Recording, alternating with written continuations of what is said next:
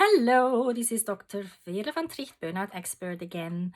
This is day 4 of the Hope Challenge in times of COVID-19 pandemic. And I hope you've learned a lot when you listen to my other videos about why you shouldn't stress, why you shouldn't have anxiety, what to do about loneliness. And today, my favorite topic, how to avoid burnout in times of pandemics, especially for those frontline workers who putting their lives at risk every day, who work 12-hour shifts in very hard conditions, because even if they have the protective gear, it's very hot underneath and you can't really see people's faces anymore. So it's a very difficult way of working, and they want to help everybody, but I think they're also losing a lot of people, which leads to overwhelm and feeling very sad, because they're losing colleagues, they're losing family members, they're losing lots of patients, all because of this COVID-19 pandemic. So this is really bad for healthcare workers and other frontline workers. The stress, the isolation, the not having time to take care of themselves, not sleeping well, not eating well, can all lead to burnout, and we don't want that for you, because you're super important. And you might ask, why is this woman holding this feather in her hand?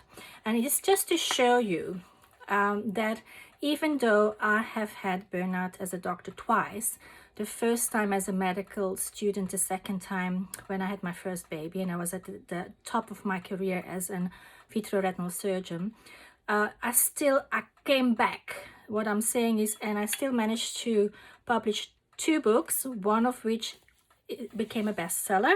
I've co-written it with the amazing Jack Canfield. It's called Success Starts Today. So there's hope. This will not last forever, and I just want you to get through it in one piece and sane, and know that better times are coming, because they always do, don't they? So if you look outside, I'm in the UK at the moment, the sun is shining. When we were in the middle of the winter, we also thought it was never going to end, but it always does. So sunshine is back, and which is one of the things I want you guys to do when you can, is catch some vitamin D outside whenever you have the opportunity, because we want you to have a super immune system. And you shouldn't be touching your nose, but I'm not touching anybody else here at the moment. So yes, why am I so into helping other people avoid burnout? Because it ruined my life, because there was no definition when I did first, is 16 years ago. I went from doctor to doctor and nobody knew what it was, and they said like, oh, postnatal depression and whatever, and pelvic instability, and I did have a lot of physical trauma, which is part of what triggers something like a burnout, which is close to post-traumatic stress syndrome. So that's why I'm also reaching out to all of you who think they might be having so much stress they need help with that.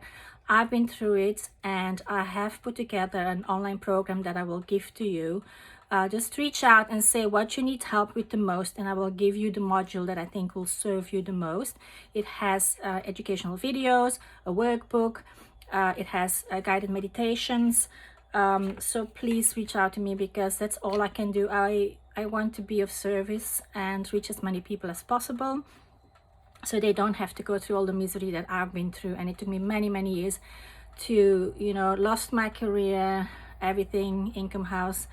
It took me years to come back to a certain height of where I should have been all along, if there would have been people out there who knew what was wrong with me and who knew how to stop it and get me back on track. But I had to figure it out all by myself. So I want to help you. And why is this important? That I don't want you to get burnout, people, because I love you. You're all important. You all make a difference in the world. So whether it is at work or for your family, you make a difference for somebody. And unfortunately, when nurses and doctors on the front line become burnout, there's a lot of symptoms that I describe in my other YouTube videos, how to recognize it. And it's also a blog post on burnoutexpert.co.uk that you can check out. The problem is it will lead to abstinence, And we need everybody to be there at the moment. We need as many workers as possible to deal with a massive, massive amount of very ill people coming into the hospitals and in care homes and in the morgues. So we need all of you. We don't want you to be absent. We don't want you to be ill, number one. But number two, also not so mentally exhausted that you don't show up to work when we need you the most. And of course, when you have burnout and you're that stressed, you have a higher risk of becoming ill yourself. Plus, you're exposed more than anybody else. So, but not only could you attract the COVID virus yourself and get very ill with it, some people seem to be coping really well, but you need a really good immune system to deal with it. So I don't want you to be in that low mood and in that low energy stage, that low vibration that the people who have burnout are, because they have a lot more problems getting over an infection when they get it, and it can also lead to all kind of other diseases.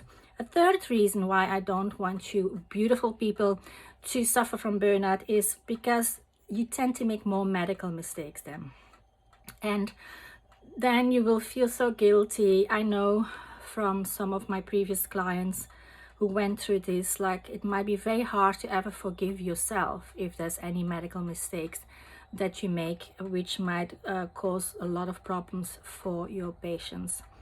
And then the fourth reason why I don't want you amazing souls to get burnout is the next step is depression. And a lot, well, no, I mean, already before the pandemic, like 50% of doctors said that they were burned out, and 25% said they suffered with depression, and 1% or more said that they thought about suicide. So this is the fourth reason I don't want you to go down that wormhole. Please reach out to me. I have lots of tools, and I'm here in person to coach you. I have lots of techniques that I've learned from many people that will help you feel better in yourself, so we can battle through this together. So this was day 4 of the 7 days of hope. I hope it was useful. Ask any questions so I know what I need to answer. On the last day, I'll do a Q&A, okay? So that everybody's questions gets answered. And stay well, stay safe, stay happy. See you tomorrow, same time. This was Dr. V, burnoutexpert.co.uk.